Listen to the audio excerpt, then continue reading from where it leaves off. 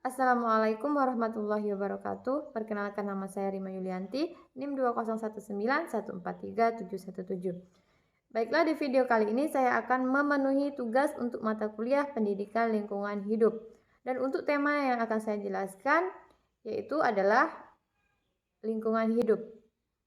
Yang pertama yaitu ada ciri-ciri makhluk hidup.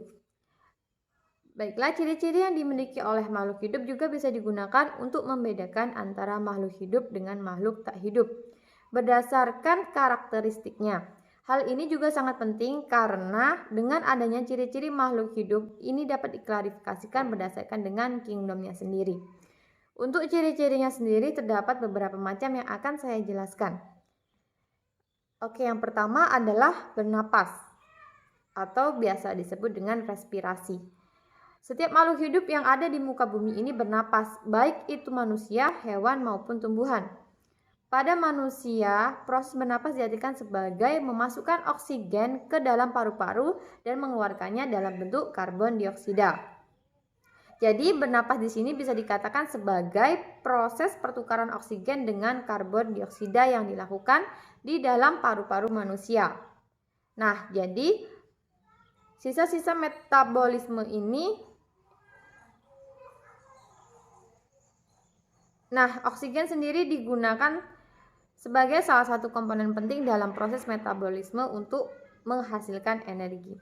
Sisa-sisa dari metabolisme ini akan dikeluarkan oleh paru-paru dalam bentuk karbon dioksida melalui hidung, sedangkan oksigen nantinya akan dialirkan ke seluruh tubuh manusia melalui aliran darah.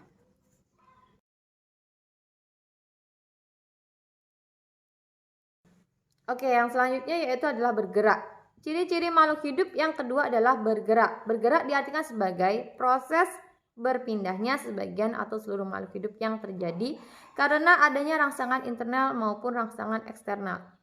Coba perhatikan hewan kuda dan lumba-lumba. Kedua hewan ini sama-sama bergerak, namun mereka memiliki cara bergerak yang berbeda.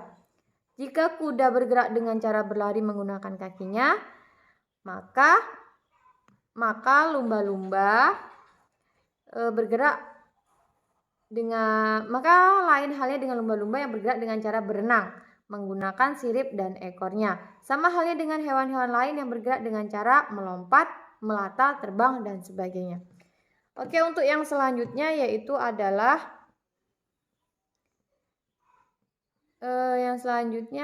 membutuhkan makanan dan nutrisi. Manusia membutuhkan makanan setiap harinya. Sama halnya dengan makhluk hidup lainnya, saat manusia lapar, maka ia akan berusaha untuk mencari makanan untuk mengatasi rasa laparnya. Sama halnya dengan hewan, saat ia kelaparan, maka ia akan mencari makanan.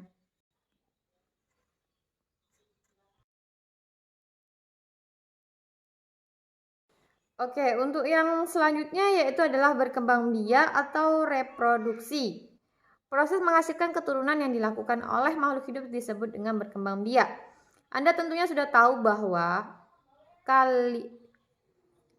makhluk hidup yang ada di bumi ini tidak akan hidup selamanya.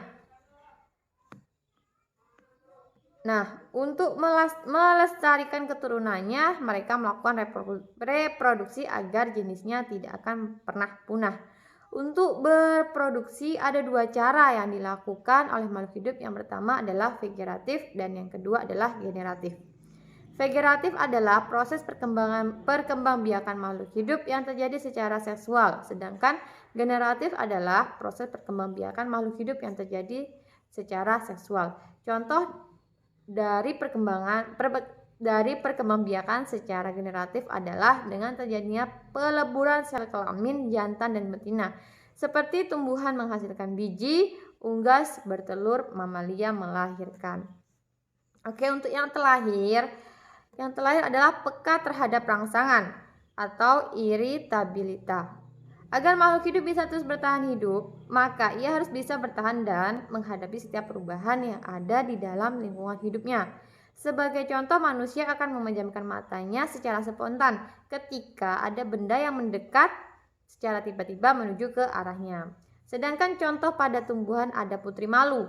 Ketika kita menyentuh daunnya, maka daun putri malu akan menutup daunnya. atau ada pada bunga matahari yang mengikuti arah pergerakan matahari dari terbit sampai terbenam. Ini karena hewan dan juga manusia memiliki indera yang fungsinya digunakan untuk mengetahui jika ada rangsangan yang datang. Sebagai manusia, kita diberikan oleh Tuhan yang Maha Kuasa ini 5 alat indera atau disebut juga dengan panca indera. Oke, baiklah, cukup sekian video dari saya.